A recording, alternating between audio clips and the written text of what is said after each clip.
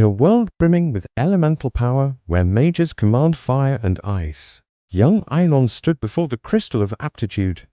The air crackled with anticipation.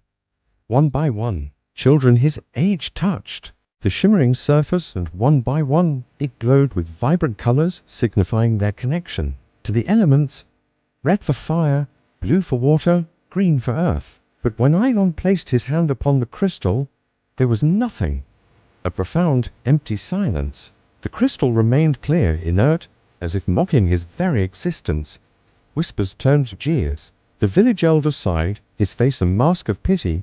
"No aptitude," he declared, the words echoing like a death sentence in the grand hall. Ailon was deemed talentless, a magical blank in a world defined by its magic. The days that followed were a special kind of torment. Villagers would look at him with a mixture of pity and disappointment. "Poor boy," they'd mutter, "born without a gift." His peers, now apprentices brimming with newfound power, were less kind. They'd conjure small flames to startle him or freeze puddles in his path, laughing at his uselessness. Ailon learned to walk with his head down, the weight of their scorn heavy on his shoulders. He was an outcast, a living reminder that the world's gifts were not distributed equally. He spent his days doing menial chores, his nights staring at the stars, wondering what he had done to deserve this fate. The world of magic, so beautiful and vibrant for everyone else, was a locked door to him, and he didn't even have the key. But Ailon was from another world, a world where magic was not a gift, but a science, and where its darkest, most subtle art was his specialty: shadowmancy. He remembered the intricate weaves, the complex incantations, the very feeling of shadow bending to his will. Here, they only recognized the bombastic, flashy elements. So, one moonless night, cloaked in the secrecy of his small room, he decided to try. He closed his eyes, filtering out the pity and the mockery, and reached deep within himself, searching for that familiar, cool embrace of darkness. He whispered an ancient word, a simple cantrip from his old life. At first, nothing happened. Despair began to creep in.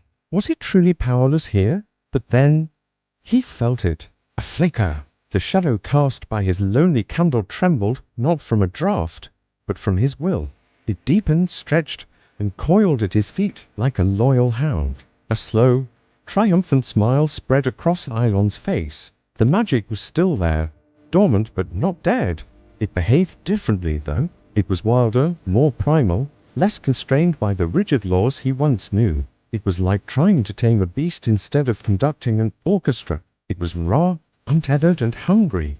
He spent every night in secret practice. The shadows in his room danced, formed shapes, and obeyed his silent commands. He realized the magical system of this world was fundamentally flawed.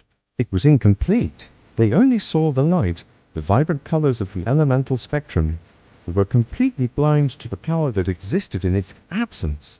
They had built their entire society on a fraction of the truth. Their crystal of aptitude couldn't detect shadow magic because its creators didn't even know it existed.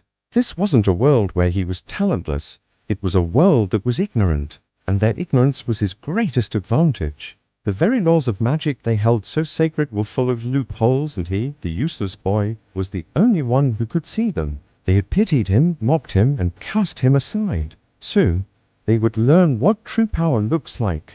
It wouldn't be a flash of fire or a blast of ice. It would be the quiet, patient, all-consuming darkness they never saw coming. Thank you for watching, and be sure to subscribe for the next part of Ailon's story.